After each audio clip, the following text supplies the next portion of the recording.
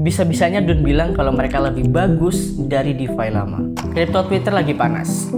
Bukan karena ada token baru, melainkan karena ada dua raksasa data lagi saling sindir. Di satu sisi ada DeFi lama, rajanya data on-chain. Di satu sisi ada Dun, si anak ambisius yang merasa udah paling keren. Masalahnya, Dun masih menggunakan API DeFi lama untuk sebagian datanya. Tapi malah ngerasa paling unggul. Dan yang bikin tambah ramai lagi, DeFi lama baru saja ngedelist atau menghapus Aster yang pada lagi naik daun. Jadi apa sebenarnya yang terjadi? Siapa yang salah? Dan kenapa drama data ini penting banget buat masa depan DeFi? Semuanya berawal waktu komunitas sadar. Aster, DEX baru yang viral, tiba-tiba hilang dari daftar TVL DeFi lama. Orang-orang langsung curiga. Kenapa dihapus? Ada masalah data? Atau politik antar tim? Gak lama muncul spekulasi. Katanya DeFi lama itu strict soal validasi protokol. Dan Aster dianggap belum memenuhi kriteria TVL tracking. Tapi di saat yang sama, Dun malah muncul dengan dashboard Aster lengkap, siap tampil di FYP Crypto X atau Twitter. Dan disinilah drama dimulai. DeFi lama diem, tapi Dun malah nyenggol.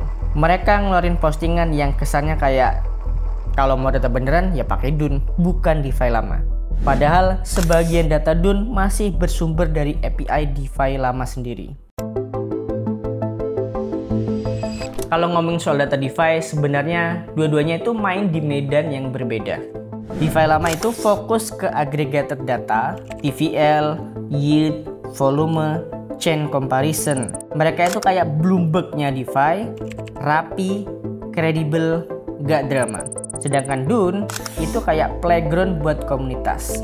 Siapapun bisa bikin dashboard, query data, dan jadi data influencer.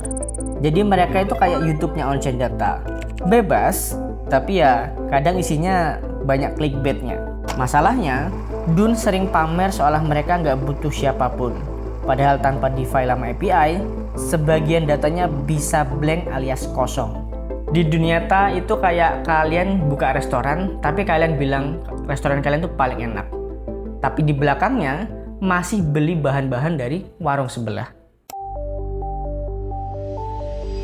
Di balik drama ini ada dua hal yang jauh lebih besar dari sekedar ego dua brand besar.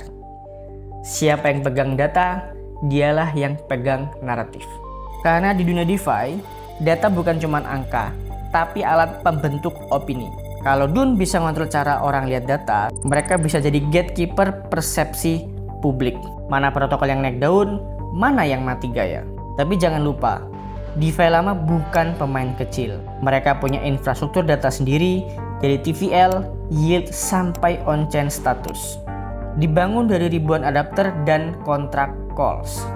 Bahkan seringkali, Dun justru ngambil data lewat API DeFi lama, bukan sebaliknya.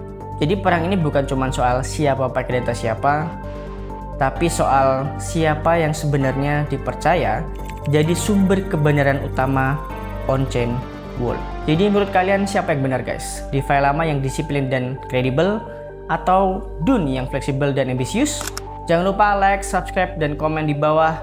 Komen DeFi lama kalau kalian pengen aku bahas DeFi lama lebih dalam. See you on the next video.